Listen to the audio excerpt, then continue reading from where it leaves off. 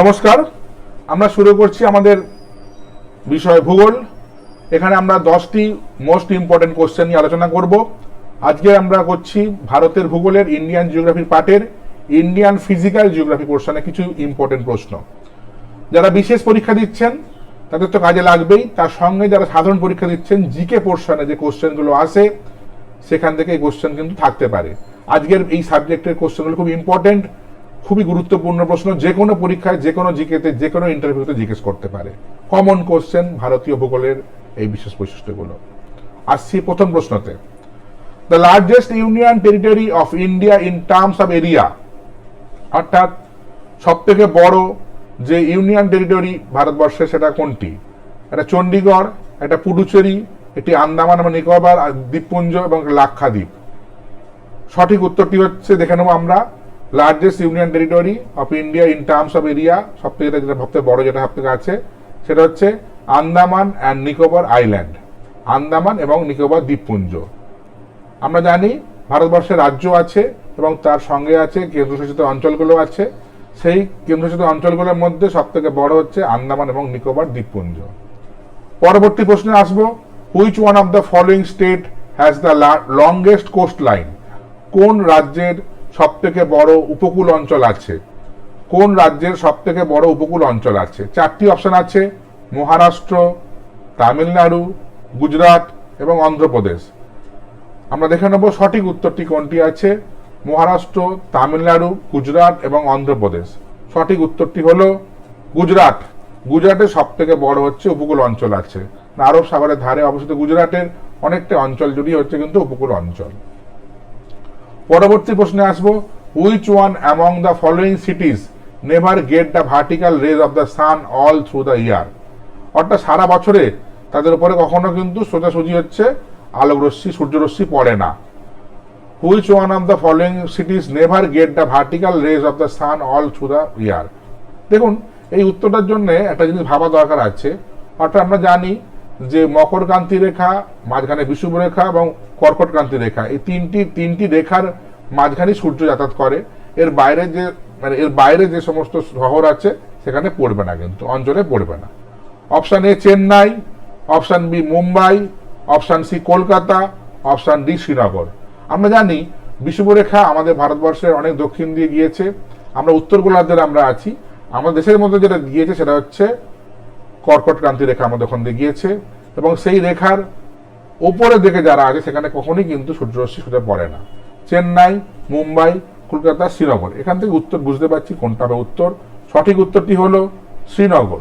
শ্রীনগর হচ্ছে এই রেখার উপরে অবস্থিত হওয়ার জন্য এখান দিয়ে মানে আমার সূর্যরশ্মি কখনোই কিন্তু সোজাসুজি পড়ে না কিন্তু এখানেতে। পরের প্রশ্নে আসবো, the gulf of Mannar is situated along the coast of.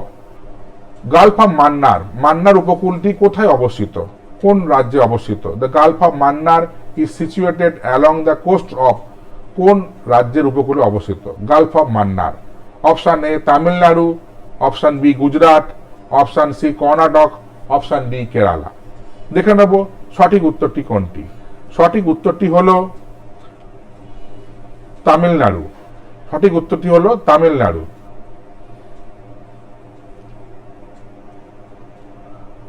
পরবর্তী প্রশ্নে আসছি, which one among the following creeks is not associated with the state of Gujarat? কোন ক্রিকটি মানে গুজরাটের সঙ্গে সম্পর্কযুক্ত নয়? Which one among the following creek is not associated with the state of Gujarat? Which one among the following creeks is not associated with the state of Gujarat? Kori creek, Godai creek, Kajhar creek এবং Sir ক্রিক। এই চারটির মধ্যে কোনটি যুক্ত নয় গুজরাটের সঙ্গে? সঠিক উত্তরটি হলো গোদাই ক্রিক, এটি গুজরাটের সঙ্গে যুক্ত নয়। পরবর্তী প্রশ্নে আসবো, the palaeomagnetic results obtain from India indicate that in the past the Indian landmass has moved. The palaeomagnetic results obtain from India অর্থাৎ ইন্ডিয়াতে যে পাওয়া যায় প্যালিওম্যাগনেটিক রেজাল্ট, সেটা প্রমাণ করে প্রাচীন যুগে ভারতের যে ল্যান্ডমাস সেটা মুভ করতো। ঠিক আছে, কোন দিকে মুভ করতো তার 4টে অপশন আছে, নর্থওয়ার্ড, সাউথওয়ার্ড, ইস্টওয়ার্ড এবং ওয়েস্টওয়ার্ড। সঠিক উত্তরটি হলো নর্থওয়ার্ডে মুভ করতো। ইন্ডিয়া ল্যান্ডমাস হ্যাজ মুভড নর্থওয়ার্ড, উত্তর দিকে মুভ করেছে। পরবর্তী প্রশ্নে আসবো, the Latitude that pass through Sikkim also pass through, Latitude যেটা সিকিম দিয়ে পাস করে সেটা কোথা দিয়ে পাস করে? রাজস্থান, জম্মু কাশ্মীর, হিমাচল প্রদেশ, পাঞ্জাব। আমরা দুটো জানি লঙ্গিটিউড আর ল্যাটিটিউড, দ্রাঘিমা এবং হচ্ছে মধ্যরেখা, ঠিক আছে, সেইগুলো অক্ষরেখা এবং দ্রাঘিমা রেখা সেগুলো কোথায় পাস করে, ঠিক আছে। ল্যাটিটিউড আর লঙ্গিটিউড দুটো আছে আমাদের, জানি আমরা। তো ল্যাটিটিউড যেটা সিকিম দিয়ে যায় সেটা কোথায় সঙ্গে মানে পাস করে, ঠিক আছে। অপশন রাজস্থান, জম্মু কাশ্মীর, হিমাচল প্রদেশ এবং পাঞ্জাব, ঠিক আছে। সেটা কোথায় অবস্থিত আমরা দেখে নেবো, সেটা কোথায়। এটা অক্ষরেখা, ল্যাটিটিউড বলতে বলতে অক্ষরেখা, ঠিক আছে। লঙ্গিটিউড মানে দ্রাঘিমা রেখা, ল্যাটিটিউড হচ্ছে অক্ষরেখা, ঠিক আছে। সেটি উত্তর হবে রাজস্থান, ঠিক আছে। রাজস্থানে ওখান দিয়ে এটা পাস করে, সিকিমের সঙ্গে আছে, এটা রাজস্থান দিয়ে পাস করে, ঠিক আছে।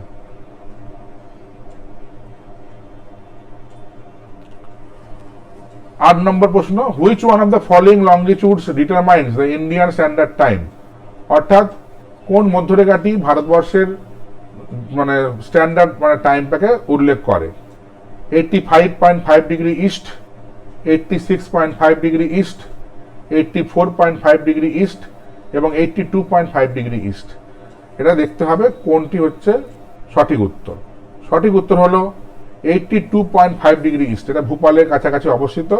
এই 82.5 ডিগ্রি ইস্টই হচ্ছে ভারতবর্ষের জাতীয় সময়কে সূচিত করে। পরবর্তী প্রশ্নে আসবো, which one among the following peaks is the highest, 4টি পিকের নাম দেওয়া আছে, এর মধ্যে কোনটি হাইয়েস্ট? ধৌলাগিরি, নামচা বারোয়া, নন্দা দেবী এবং নাঙ্গা পর্বত। এই 4টের মধ্যে কোনটি সব থেকে হচ্ছে উচ্চতম? ধৌলাগিরি, নামচা বারোয়া, নন্দা দেবী এবং নাঙ্গা পর্বত। সঠিক উত্তরটি হলো ধৌলাগিরি হচ্ছে উচ্চতম, ঠিক আছে। পরবর্তী প্রশ্নে আসবো, Madhya Pradesh shares it's border with how many states, মধ্যপ্রদেশের বর্ডারে কতগুলি হচ্ছে রাজ্য আছে? অপশন এ 3টি রাজ্য, অপশন বি 4টি রাজ্য, অপশন সি 5টি রাজ্য, অপশন ডি 6টি রাজ্য। সঠিক উত্তরটি হলো অপশন সি 5টি রাজ্য। আজকে আমরা কতগুলো ইম্পর্টেন্ট প্রশ্ন নিয়ে আলোচনা করলাম ভূগোলের, এরকম আরো প্রশ্ন আসবে। যারা আমাদের এই চ্যানেলটি দেখেন, যদি কোনো বক্তব্য থাকে, হয়তো কোনো সময় কোনো প্রশ্ন নিয়ে কোনো দ্বিমত থাকতে পারে, আমাদের কমেন্ট করে জানাবেন, আমরা চেষ্টা করব সঠিক উত্তরটি জানানোর বা সে সম্বন্ধে বিস্তৃত মানে আমরা ডিসকাশন করতে পারি। যারা আমাদের চ্যানেলে রেগুলার দেখেন, যদি অনুষ্ঠানটি ভালো লাগে লাইক করবেন, শেয়ার করবেন। যারা নতুন তারা আমার চ্যানেলটি সাবস্ক্রাইব করবেন এবং পাশে থাকা বেল আইকনটি অন করে দেবেন। আমাদের অফলাইন সেন্টার আমতলা, সিংহিরমোড়, দক্ষিণ 24 পরগনা, যেখানে WBCS এবং জেনারেল কম্বাইনে ক্লাস করা হয়। এছাড়া স্পোকেন ইংলিশের ক্লাসও করা হয়ে থাকে।